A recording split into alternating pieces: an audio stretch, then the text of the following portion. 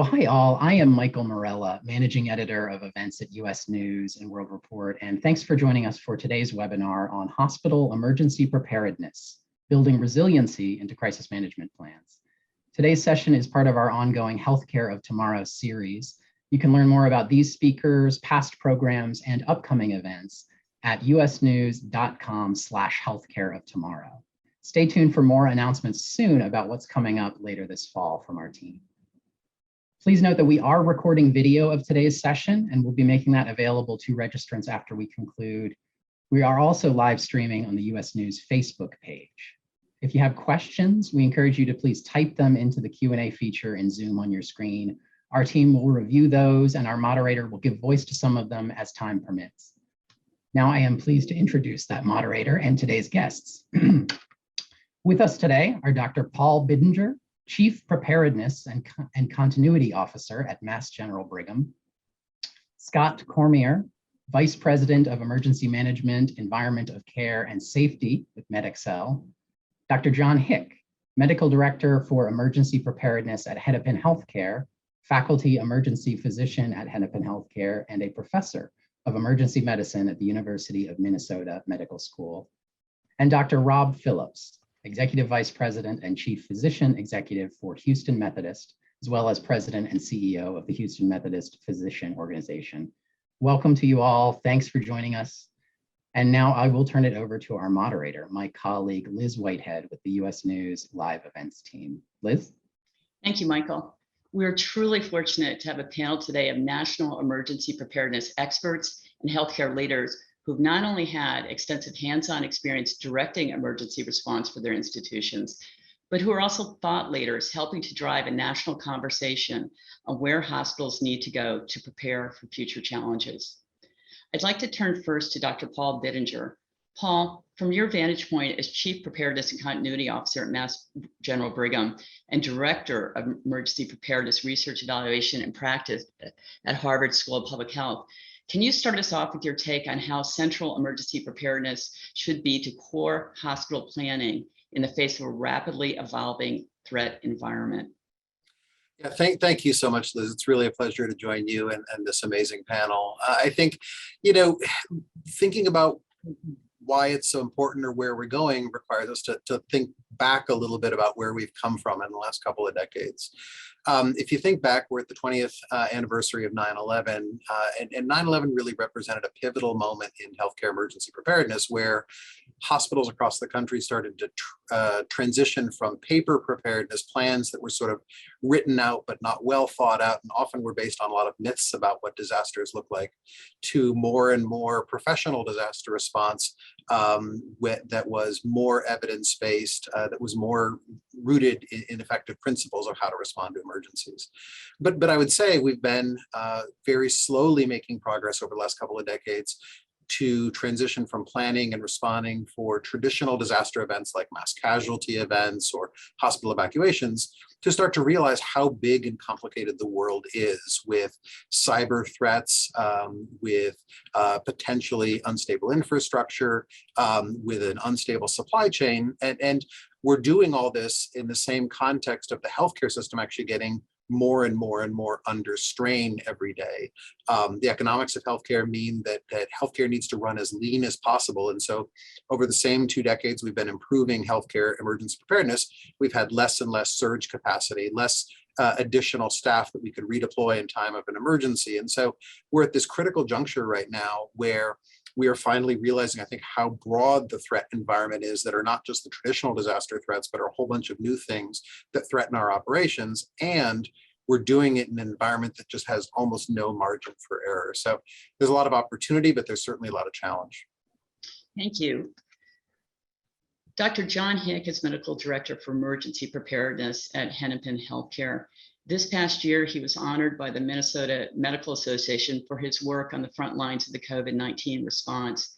John, the pandemic became a stark example of the kinds of severe disruptions to hospital operations that can occur during an emergency, everything from supply chain to staffing, as Paul was suggesting. Can you build on his overview to sketch out the challenges these present as emergency planners try to forecast future events?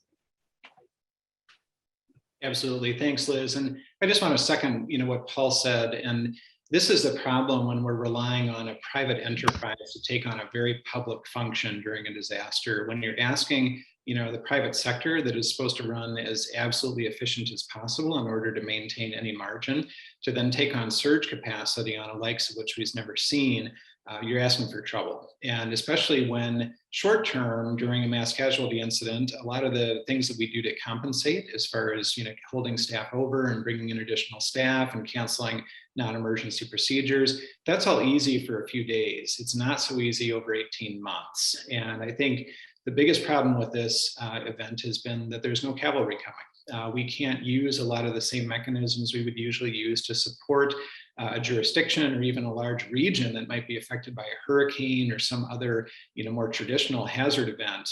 We're not able to bring that kind of support. And so we've left everybody kind of on their own.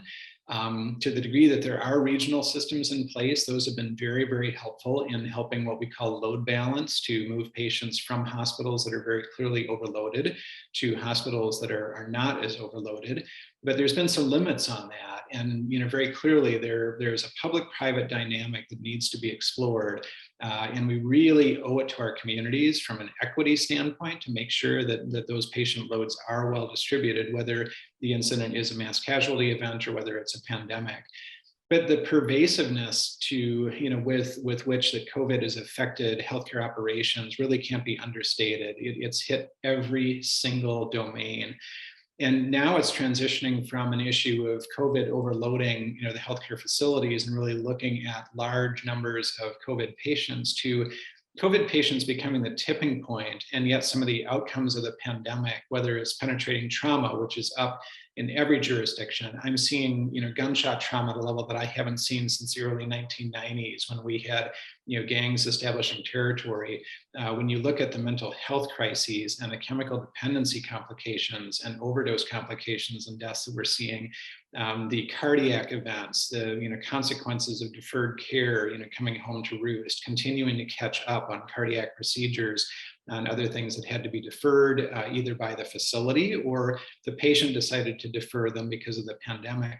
We're seeing all of those things now affecting the healthcare system and pressuring them in a way that we have never seen before. Couple that with supply chain issues and demand, whether it's for PPE, medications, across the board, couple that with staff that have absolutely had it, that were burned out, after the first few waves of the pandemic, wearing their PPE, caring for patients night and day, being the only bridge to those patients' families in time of critical illness and death. And now being asked to take on, additional responsibilities with our hospitals surging at levels that we have never seen before. I haven't seen in 25 years of practice the level of surge that we're experiencing in our area, facilities. And COVID is the tip of that spear, but it's by no means all of it. But our providers are burned out in a way that I've never seen before. They have opportunities to take contract positions. Some are leaving the field. But universally, it's really difficult to get, especially critical care nurses, to take on additional responsibilities because there is no finish line for this marathon right now. Paul and John, thank you for setting things up so terrifically for us. We're going to actually break down a lot of the issues you raised, from managing surge capacity, burnout, creating regional networks of hospitals, et cetera, as we move along. So thank you for raising those issues. Scott, you help guide a network of over 150 hospitals around the country with emergency preparedness planning and response. It's a wide variety of institutions throughout different states, rural, urban, et cetera. They all have different needs. They also have a different mix of threats, what are likely to happen. How should hospitals determine who needs to be in the room where it happens when the threats are so diverse, from national disasters to cyber attacks? And is there a difference between the skill sets you need to game plan for emergencies and those you need to lead the actual incident response teams? That is a great question. And there's actually two rooms we have to consider in this. And the first room is the board of directors and senior leaders, to have them invest in a robust emergency management program. Unfortunately, in healthcare, emergency management is looked at as a regulatory compliance issue. And so it's typically a duty given to somebody in addition to their other duties, such as a facility manager or an ED nursing leader, or even I've seen administrative assistants that were the emergency planners. And I make sure all the paperwork meets all the government requirements. But it's more than that. And we've been able to show that emergency management is actually a revenue generating department. And it's revenue generating because when your facilities stay open in the community's greatest time of need, and you can see and serve patients, right? You're not going to close your doors and miss that opportunity of serving them as well as billing them. The other thing is through our robust program, we're managing hundreds of millions of dollars in grants. And so having that capability to bring that money back into the facility and improve it for the next disaster is important. And so that's the first conversation we need to have to get them to buy into the program. Once you do that during the actual emergency, our stance on it has changed. We used to put everybody into the boardroom. So the supply chain people and the finance people and everything else. And what we've learned, we respond to over 200 incident command activations every year, is that our supply chain person works best when she's in her office with her supply chain people. And our nursing leaders work best when they're on the units with their nurses. And so the people that really need to be in a core command team are two groups of people gathering and collecting information, and then the people that need to make the decisions based upon that information. And so we've been running incident command for COVID since January of 2020, when we received the second patient in the US.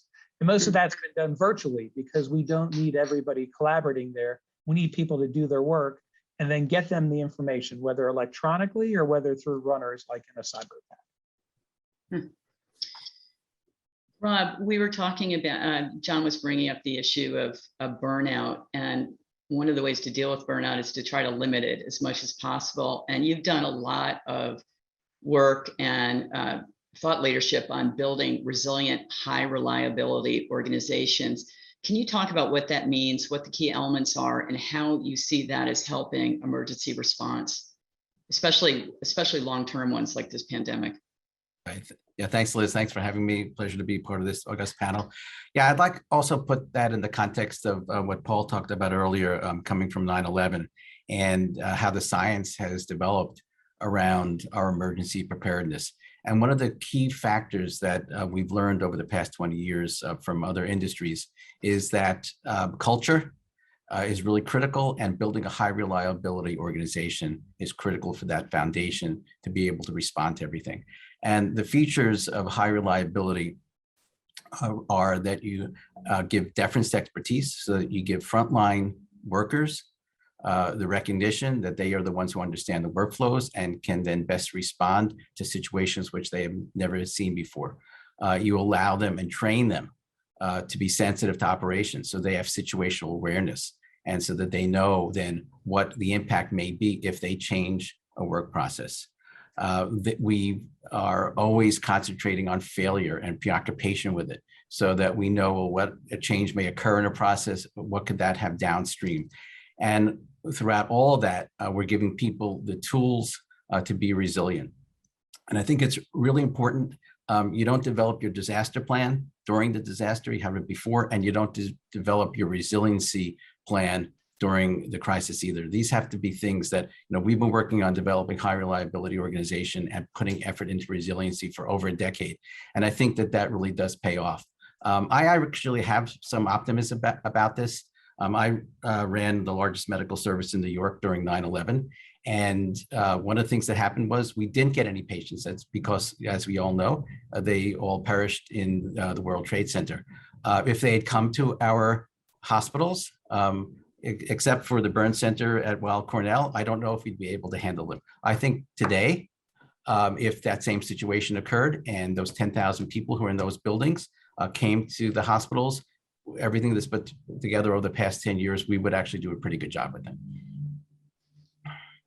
I'd like to talk a little bit about this challenge of surge capacity. The pandemic has shown how critical it is to better connect state and regional hospital systems together to handle major emergencies as individual hospitals get overwhelmed or are unable to operate full capacity.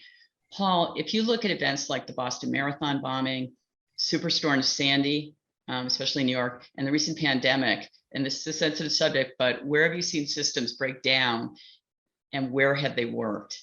And what can we learn from them? Yeah, I think it's a really, really good point. And I'll build a little bit on what Rob just said. I think, where we have done well is where we have anticipated what could happen, and we've created systems to support that care. So with the Boston Marathon bombing as an example, it happened when the emergency departments of Boston were already full. But because we had treated disaster like a science and recognized that we had very little time before patients would arrive. We had data from Israel that said on average it's 4 minutes between the first explosion happening and the first patient walking into the closest emergency department.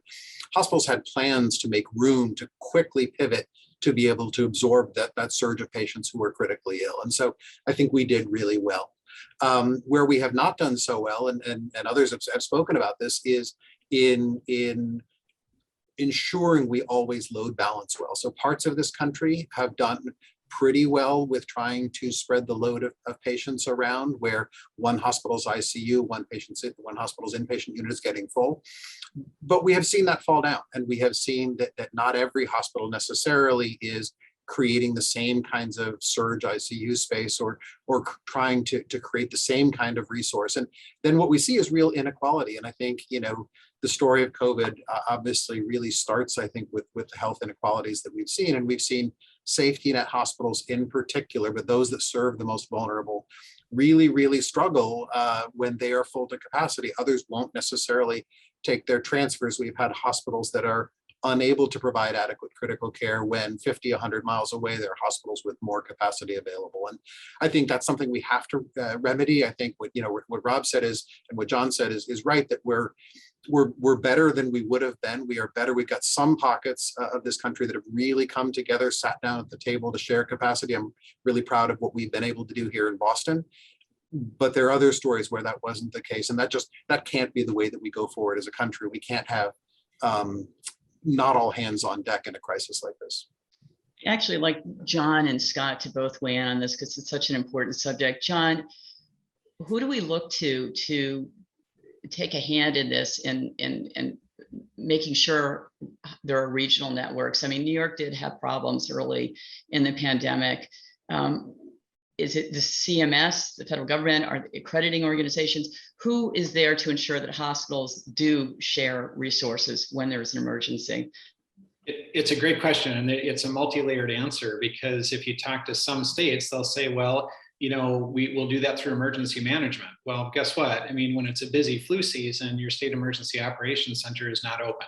So we need to make sure that there is durable, coordination mechanisms that are, and I'll come back to public-private partnerships. We've seen a lot of states that have initiated what we call medical operations coordination cells, or MOCs, that have functioned really well up until the point where everyone is full. And at that point, without some state authorities or executive orders, things start to break down. The other thing that causes that is we don't have shared information, the definitions of which we all accept and understand. So when you talk to different hospitals, they say, oh, we're in crisis. Well, what does that mean? Whereas if I have objective evidence that your hospital is 150% over its usual capacity, or its usual operating beds, and another hospital is at 100%, I've got some pretty good evidence that there is, fairly significant overloading at one hospital. If I know that you've adjusted staff ratios to greater than 150% of normal, or you've extended staff hours to a certain degree, we really need to have these essential elements information, these benchmarks that we can use to compare between hospitals and between systems, recognize where we have loading problems, and use some objective evidence to even those out. But a lot of times what we're left with is subjective information that makes it pretty difficult. I will say I'm particularly concerned right now about a very significant differential in care being provided between rural and urban settings. That if you come into a rural hospital right now and you need to be intubated or have other critical interventions, you may be sitting in that hospital for an indefinite period of time waiting to be transferred to a tertiary facility and getting a pretty significantly different standard of care than you would on a routine basis. And certainly if you had walked into a tertiary facility, even if that facility was overloaded, if you need a interventional procedure, a surgery, something like that, you're not going to be able to get it at a hospital that can't possibly provide those services. So that's another area where we need to look at not only load balancing between overloaded hospitals, but how we make sure that those patients who present to facilities that cannot support their care needs have an equitable way of accessing those services. Yeah, you raised some really important points. Scott, can you pick up on some of those? And also, I'd like to touch a little bit on John's point about the rural hospitals. With your network, I mean, sometimes you don't have hospitals close by, these smaller hospitals for patients to be transported out of. I mean, what do we do in these areas where you have one major health facility in hundreds of miles? What are the options to reduce the burdens during an emergency, like a tornado or some other event? Yeah, great point. There have been programs in place, for example, as Dr. Hick mentioned, through our local and state emergency management programs. We have something called ESF8, Emergency Support Function 8, which includes health and medical care. And so that's been around for a while for us to just talk together. The U.S. Department of Health and Human Services, through its hospital preparedness program, which is over $200 million of grants annually, created healthcare coalitions, which are a bit more regional depending upon the state. So there's one coalition for the entire state of Nevada, but in Indiana, we have 9 coalitions. And so those coalitions are supposed to get the healthcare providers, including long-term care and emergency medical service, together to do a little bit better planning.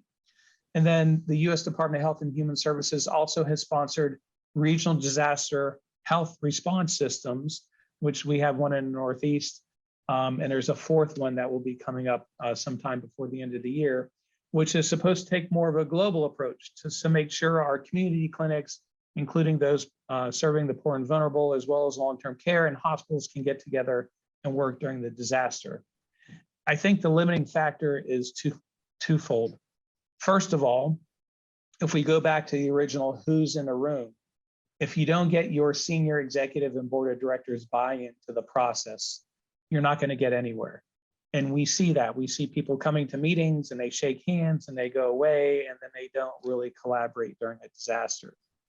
The second thing is that while we have standards, whether it's through CMS and their conditions of participation, which they modified after Superstorm Sandy to have a lot more requirements, or the Joint Commission or DNV or one of the other accrediting organizations, those aren't necessarily the metrics we need to have a center of excellence of emergency preparedness. And so before COVID, we were working on 2 separate programs, one with the Department of Health and Human Services and one with the Department of Homeland Security, on how do you create a center of excellence? For example, does the US government and insurance companies incentivize hospitals that have these great programs? And the metrics aren't necessarily how many extra bandages do you have, but maybe it's something like, how many personal emergency preparedness plans have you validated with your staff? You know, when I was in the military before we deployed, we spent a day going through a process of making sure that my mortgage or rent was taken care of, my car payments were done, my insurance payments, my family could get in touch with the Red Cross, my medical records were in order. So I knew, and my unit knew, that I was prepared. But we don't really do that with our teams. We tell them, hey, a hurricane's coming, get ready. And so maybe the metrics we're looking at for these centers of excellence are ones we haven't even considered yet. Or do you have a way of going through all your after action reports and publishing best practices, you know, and seeing that you implemented lessons learned? I think the other issue is that we do have disparate care. And we see that. We have a hospital in very rural Florida that got hit with Hurricane Michael, a small 19-bed hospital in an area where they grow cotton and they have a lot of honeybees. And they were devastated. Because they're part of a larger system, they were able to get the support that they needed. As a matter of fact, they were the only hospital for a couple of weeks in a county area where 2 other hospitals just couldn't open. I think the lessons learned by these leaders on this call and our larger health systems can help those smaller health systems get through a crisis, because they can't do it on their own.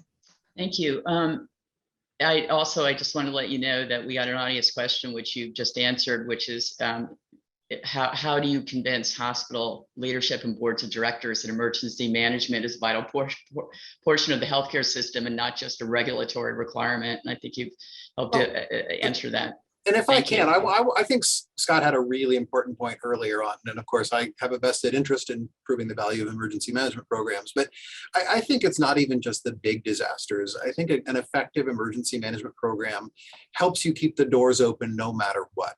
And whether that's some drug supply shortages, we've seen that a lot in the last several years with heparin, which can threaten cardiac surgery or cardiology or neurologic procedures. We've seen this with basic durable medical items.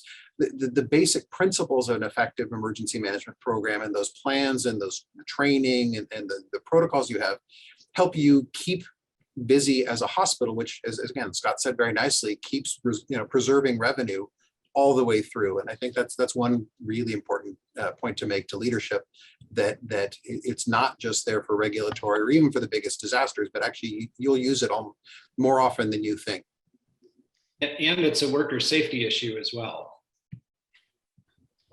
I want to turn to vulnerable communities and how we protect them during emergencies, and start with Rob. But Rob, is there anything that you want to add to this discussion about load balancing? Because you're part of Texas Medical Center, and Texas has been an interesting state because you've had a lot of challenges with the lower vaccination rate, et cetera. And yet it seems that the cooperation between hospitals, at least in the Houston area, has been quite good. Do you want to weigh in on that, and then we can continue on to the vulnerable populations? Sure. Yeah, so I think that as people say, you get good at emergencies when you have a lot of practice, and we get a lot of practice in Texas with regard to hurricanes. So recently ice storms and 18 months of COVID. So I think we have really actually very good cooperation during COVID-19. All the CEOs meet on a regular basis, oftentimes daily. We've invested in resources together to understand all of our supply that we have available, what our bed availability is, what respirators are throughout our city. And Houston is the size of the state of Maryland, and all of us, all of the entities have community hospitals and regional hospitals. So that's been well coordinated, and we've been doing load leveling when we need to, and and shifting patients when that's required. I also just want to get back to what was that Scott talked about how critical it is to be constantly training your staff and to going through the scenarios, and so that they feel comfortable. And in terms of family preparedness as well, one of the things that I'm sure many places do this is our people know, are they a ride out there, are they staying here, or are they recovery, and then their families know as well. So for like hurricanes, a week and a half before, we can see what's going on in the Gulf or the Atlantic, and we let people know, and they've got to they let their families know, and families are able to get prepared. And I think that's a way that there's no shock, and there's resiliency around that, so that people are able to be ready. It's really important. Paul, if you don't mind picking up again, can you talk about some of the challenges? And I'd like you all to weigh in on this issue of providing better care to vulnerable communities during a disaster or a prolonged emergency like the pandemic. There's lots of issues: immunocompromised patients, access to meds. Can you sort of talk about them, and are there possible solutions that are evolving? Yeah, I think this is a really important point or important time in emergency preparedness for healthcare organizations overall. I think, where we are in COVID and really seeing the tragic and the horrifying difference in death rates, in attack rates, in the impact of this pandemic on communities, just underscores what we knew already, which is there are always those who are more vulnerable to bad outcomes in a disaster and those who are less. And, we've seen this, of course, in Katrina with the lower Ninth Ward. We saw this in Sandy with those who were most affected. And, it's, I think, traditionally been, I hate to say it this way, but an afterthought in emergency preparedness, that you create your base emergency plan to respond to the most anticipatable needs, and then you think about the vulnerable afterwards. And that's probably a little unfair, because there has been a lot of effort at the federal and other levels to emphasize the importance of preparing for vulnerable populations, but it's always been second. And I think, what we've seen in COVID is, I think we should flip that. I think we know for sure, the data absolutely proves it, that those who are most vulnerable, whether it's socioeconomically, linguistically, where they live, all, many factors that we understand actually pretty well, we should consider their needs first and consider how we're going to protect them and respond to their needs first, and then how we will generalize that to continue to care for the rest of the population. Because I think what we've seen is that we just continue to have people fall through the cracks. We are surprised by differences in outcomes based on health inequality or based on other variables that we've already identified. And I think, what we really need to do for all of us, and this is myself included, is go back to the drawing board for our emergency management programs, look at the communities we serve, look at the threats that are on our hazard vulnerability analysis. That's that tool that we all use to look at the threats that we're facing. And let's call out specifically what are their greatest vulnerabilities and start our plans with those, and then come back to weave that into the rest of our emergency plan. I think it's absolutely critical. I do hope that never again do we have this kind of disparate outcome when we look back on a disaster that we've come through.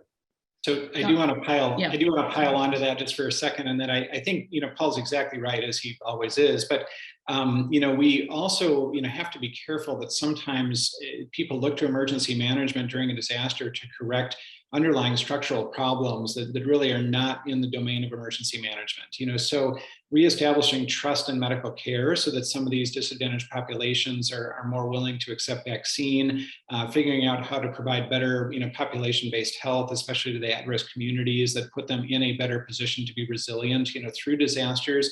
Emergency management has so little bandwidth and so little funding as it is, that to ask them to take on during an event, structural issues that really need to be corrected, far ahead of that event is patently unfair. At the same time, I agree with Paul that if you create a plan that works for and directs resources to your vulnerable population, especially when say things like mass transit are down, how do you expect people to evacuate if they're dependent on mass transit when you've shut down, those services? If you start your plan with addressing some of those logistical needs of the most vulnerable to, have equity in access to services that they will need to ride out the event, that really is our mission. But I think we have, and COVID has shown this, we have a host of structural inequity that we really have to do a better job with going forward across all sectors. John, if I could just ask you to pick up on that a little bit more. Are you finding that these discussions are generating more practical search for solutions? I mean, are you finding in Hennepin that they're having these discussions of how to address these long-term problems, not just as they affect emergency preparedness, but care in general? Are the right people coming together? It's a great question. We certainly have a lot of really good intentions. The problem is that from a financial standpoint, I'll be honest, we have talked a lot about our need to improve access to chemical dependency and mental health services, and at the same time, our crisis center has had to cut back its hours because of funding cuts and because of budget cuts. We're looking at having to cut in every department 8% across the board and eliminate a lot of programs.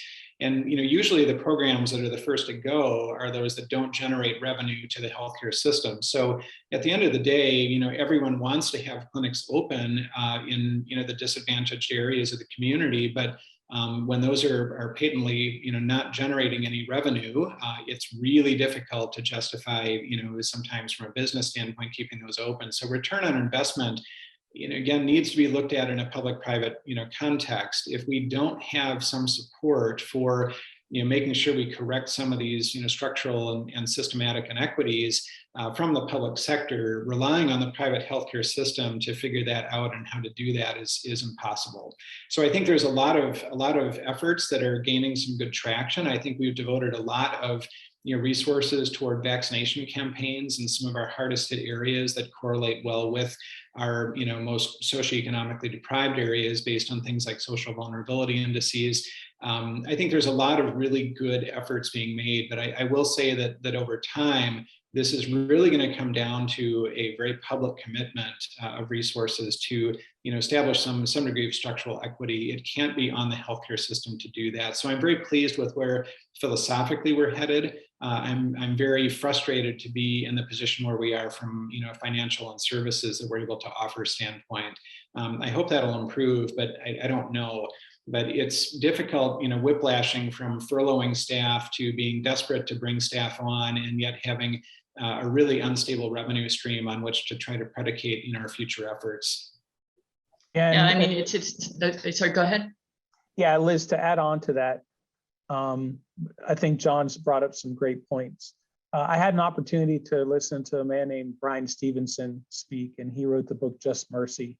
And I think they made it into a movie, but a great book. And Brian was talking about the social inequities we have in the country. And he said, to solve the problems, you need to get in proximity of it. And that was such an important piece, because with emergency management, we need to get in proximity of our disasters. We're not going to solve it from Washington, D.C. We're not going to solve it at the state capitol. Our hospitals and healthcare systems, our physicians and nurses are in proximity of the poor and vulnerable. We have a great view of this. We saw some struggles with this early on when the COVID vaccines came out, and state and federal governments were deciding who's going to get it, where they're going to get it.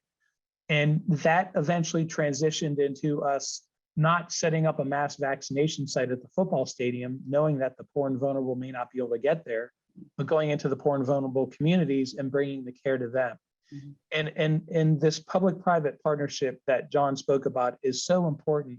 We're the boots on the ground, we're the operations people, and we're trying to get those in leadership at the state and federal level to understand that the decision you make without that operational viewpoint, without being in proximity, could have untoward consequences. Rob, can you speak to some of the points you just heard, and then also can you take us through some of the issues that you've had to address, for example, getting immunocompromised people access to care during the pandemic? How do you, if you have a hurricane, how do people get their meds? Can you talk also, so can you talk about sorry to give this all to you, but can you talk about the larger structural issues, and then also some of the practical issues, and how, for example, at Houston Methodist, you have been able to take some steps in your communication systems, et cetera, to address some of these problems? Sure. Yeah. So, I think that, going back to saying where we 20 years ago, in many ways, we're in so much of a better spot. I hear what John's saying, and I feel for it, but I'd also say that, that we are at a remarkable point where diversity, equity, inclusion has risen to the top of the agenda. And so many organizations now are starting to focus on that. We have a very long way to go. I'm not saying we don't, but, I'm optimistic about that and resources that people can put into that. And then also on the point of, the ability to use our electronic health records and to educate people about them, and to use that to identify people who are at risk. So, for example, with when it was approved, the Pfizer vaccine was approved for people who were immunocompromised about a month ago. Just with the flip of a switch, we were able to identify about 4,500 of our patients who we knew fit into this category, text message them through a two-way communication platform we have, and get about 3,000 of them in within a week to get their booster. So that's terrific. We know during Hurricane Harvey that we used our portal to communicate with people, where retail pharmacies, there weren't very many that were open, but where were our clinics open, and then to reach out to our patients who were, let's say, in chemotherapy protocols, who we said, you need to come in and we have the ability to take care of you. Did we have problems with socioeconomically? Yes, we did. People who had not used the portal within a month of Hurricane Harvey tended to use it less. Those tended to be poorer and more socially disadvantaged people. So we had to now put in more resources into training them. Turning now to climate change and the effect on infrastructure. Can we start off and talk about, Paul, this is something you've talked a lot about, which is that I don't want to say a failure of imagination, but you I think suggested that we're not thinking big enough in terms of the planning. Go ahead. Absolutely. Well, I think, I'd mentioned the hazard vulnerability analysis before, and that's the hazard vulnerability analysis is a tool that all of us use across healthcare to look at the probability of certain disaster events, the consequence, and our existing preparedness. And we give numerical scores to each of those variables, and that's how we rank very different hazards like mass casualty events and pandemics and utility failures, et cetera. But we are only as good as the data that goes into that tool. And I think historically, a lot of people have used historical data to analyze their risk for hazards. And so if you look at how often you've flooded or how often you've had a heat wave or high wind speeds, in the era of climate change, you are automatically doing a flawed analysis that history is not going to predict future well at all. One of the hospitals that lost power and that needed to evacuate in New York City did so because they had built a flood wall around their emergency generator equipment after Hurricane Katrina. They were ready for a flood, but they built it 1.5 feet shorter than the floodwaters actually were. Therefore, their electrical generators flooded, they lost power, they had to evacuate the entire hospital. The threats are definitely increasing. My own system, we've started to look at this. We anticipate within the next couple of decades, we could potentially face Miami-Dade wind speeds for some of our facilities. We expect heat waves where in the eastern Massachusetts area, we only have about 7 days greater than 90 degrees per summer. By the end of 2070, that's going to be 90 days. It's going to be the entire summer greater than 90 degrees. And our cooling infrastructure isn't set up for that. We've seen what happened in Florida hospitals. When you lose cooling infrastructure, patients can die. And so I think we all kind of have to go back to the drawing board. We have to identify the right experts that will tell us what our flooding risk is. And flooding is not just sea level rise or even from rivers anymore. I think this was well shown, I think in Harvey, Rob can correct me on this, but was precipitation, just a storm that just would not move, that dumped water in non-traditional flood areas. We have to really look at how the changing climate is changing the risks we face, build that into our hazard threats, recognize it's actually physically threatening our healthcare infrastructure, and then we really have to invest in what it's going to take to respond to that. And so that's a huge amount of work, and that doesn't even consider the impact of climate change on the health of the patients that we serve. But I think both are very, very real, and I think underappreciated threats in the healthcare system. Scott, can you pick up on this? You've done a lot in this area, both in infrastructure planning and also trying to work with your hospital system to assess immediate threats. Do we need to evacuate, not evacuate? Can you talk about both the big the long term and then the short term? Yeah, so as Paul said, that vulnerability assessment or risk assessment is really key. As a matter of fact, we'll direct our spending for emergency management based upon our risk. Now, a few years ago, we helped the U.S. Department of Health and Human Services develop a tool called the RISC, R-I-S-C tool, Risk Identification and Site Criticality. You can look for it online, it's free. And it took 20 years of objective database information on everything from hazmat events to weather events, along with a list of questions that were sort of future looking to better understand what your vulnerabilities truly were. And in Oklahoma, for example, using the old, more subjective method, we had earthquake as a top 5 vulnerability. When we use this more objective tool, it turned into number 10, right? So understanding that is a part of the process. Climate change is having a dramatic effect on us. We helped author a federal paper on climate change in healthcare. And so getting better prepared means doing some pretty simple things. For example, weather events generally are the biggest vulnerability any healthcare organization will face. And yet most of them depend upon the local or national TV news or an occasional update from the National Hurricane Center or National Weather Service to give them information. We subscribe to a private meteorological service that has all the GPS coordinates of our locations. And so when Hurricane Michael, a Category 5 hurricane, came through Florida in 2018, we knew our site, that critical access hospital, would only see at worst Category 1 winds. That's a big determining factor in whether we shelter in place or evacuate. And so understanding your risks and then having the proper information to determine those risks is going to be key. The second thing is the FEMA has a hazard mitigation program where if you can show what your vulnerability and risks are, they'll actually give you money to help create a better infrastructure, prevent flooding, make sure you're protecting your electrical assets. And so people should look into that and tap into that so they can get some funding to do that.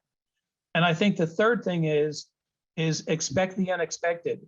Last year was one of the busiest hurricane seasons on record, and we were dealing with peaks of COVID. Like, sure, I can handle a hurricane, I can handle COVID, but how do I handle them together? And so when we hold these exercises, we hold exercises that include earthquakes and fires or infant abductions and train derailments so that we can better understand what our tripping point is and where we need to put more money or training into our infrastructure. Rob and John, can you build on this too? Rob, have you seen in the responses to Harvey and subsequent storms, Snowmageddon in Texas last year, has Texas Medical Center, you all as a group, have you changed how you've done your long-term planning for these disasters, which are now, they're supposed to be every 100 years and then every 20 years and then it's every year? Yeah. So, we learned a lot from Hurricane Allison. Well, it wasn't, Tropical Storm Allison, which was around 2001. And, that one dumped 30 trillion gallons of water in Houston and Texas. And then Harvey came along and 50 trillion gallons. So we learned a lot about, floodgates. We learned a lot about, when to turn them on. We learned a lot about how to divert water. But then again, that extra 20 trillion gallons did cause enormous amounts of problems in reservoirs, and that had to be opened up, and so many people got flooded. But I'd say that going back to how much resources get put into it, I'd say we put at least about 1% of our operating revenue. That may not be enough, but it's around $50 million a year at least into testing our IT resources, looking to see what our facilities look like, upgrading them when we require them. Texas Medical Center built its own power plant so that we could create energy when we needed to if everything else went out. So it's fairly constant attention to this, and then working with our partners, like CETRAC and other government partners as well. John, do you want to add some thoughts on this? No, it's Rob honestly has so much experience with this, and I think he's spot on. Installing submarine doors in the lower levels of a lot of Texas Medical Center campus, and doing so many things in the aftermath of Allison that prepared them to get through Harvey intact in a way that they would not have been intact had that been the first storm. If Allison hadn't happened, Harvey would, I think, have had much more consequential impacts on the healthcare infrastructure. So we are learning. At the same time, I think Rob's in a wonderful position that they're even putting 1%, into those kind of investments. There are many, many hospitals nationally whose generator systems do not support their HVAC systems. As Paul mentioned, if you don't have air conditioning in a lot of areas, or you don't have heating in a lot of areas of the United States, in your backup for your power, you're going to have to evacuate your campus. It's as simple as that, because lives will be lost otherwise. But there's so many other things that, from a infrastructure protection that need to be done. And there's some great examples out there. There's a really nice publication that highlights some of the, forward-thinking thoughts about architecture and integrating, design aspects into, continuity of operations, like Spalding Rehabilitation Hospital in Massachusetts, amongst others that were highlighted by that publication. There's a lot of great work being done. Again, I'll come back to harping on, if we want the private healthcare sector to be ready for some of these events, we are going to need to give them some incentives. There's going to need to be a carrots and sticks approach in order to get the healthcare systems to be ready for these type of events. I'll also mention that when we talk about increasing risk of the dramatic effects of climate change, more protracted storms, more intense storms, et cetera, again, it's the at-risk communities that stand the most to, be hurt the most. And we need to make sure that not only from a healthcare infrastructure and systems, continuity standpoint, but also from an access to care standpoint, we're really thinking proactively about that and the insidious effects of climate change on those populations' health. Again, a domain where emergency management needs to be a partner in that. We don't need to necessarily be the problem solver, but the insidious aspects of increased temperatures, insect ranges, all kinds of other effects of climate change are going to have on our most vulnerable population. Thank you. I'd like to pause and take a couple audience questions. We were asked, what practical strategies would you all recommend to professionalize the emergency preparedness workforce? And Yeah. Scott, you can start off if you want. Yeah, absolutely. We have to change the conversation. And so if you're that emergency management person sitting in that basement office that used to be a closet, and your only conversation with your C-suite is, hey, can I have $10,000 to get radios in case we lose communications? You're not going to get anywhere. You have to think like a C-suite person, which is, listen, during a disaster, we may lose communications. And if that happens, we won't be able to receive patients or contact other organizations or our staff. There's 3 ways that we can overcome this. One is to spend this on radios, the other is to do this, the other is to do that. When you start thinking strategically, then you can have a better outcome. And I like to call emergency management people fire extinguishers, right? When you go in a hotel or an office building, you probably don't notice it until there's a fire. And then for the next couple of months, you notice where the fire extinguishers are, and then that goes away. And so you need to be relevant every single day and not just during a disaster. And you do that by changing the conversation. I think what Scott just said, it reminded me of, like, when quality and safety used to be also in the basement, right? And the C-suite knew nothing about it. And now, the quality and safety people have a seat at the table with their board, and they present to the board all the times about serious safety events and preventing errors and how critical that's become. And, I think it's who you put in incident command. I mean, for us, it's the CEO of our major academic medical center, and she's also the chief innovation officer, and that has impact because and that person has access to resources, and our finance people are on it. So I think elevating that to the level where the board sees it and where it's deeply embedded right into the C-suite. Paul, do you want to pick up on that? I think that's exactly right. I'll come back to how you're going to frame why you have an emergency management program in the first place. Is it just so that you can pass your Joint Commission or your CMS review, or is it so that you can make sure that you can continue delivering care to the patients that you serve in time of disaster or any other transient threat? Scott mentioned external threats and weather, and I agree with that. I think internal threats, whether it's cyber or more likely just a crash of servers, the failure of an electronic health record, if your IT system goes down, healthcare grinds to a halt in the modern world. And if you don't have an emergency management program that can work with your clinical leaders, your executives, your IT leaders to seamlessly protect patient safety and keep your operations going, you're going to have a challenge. And to Rob's point, you're going to have a lot to answer for when you talk to your board later on.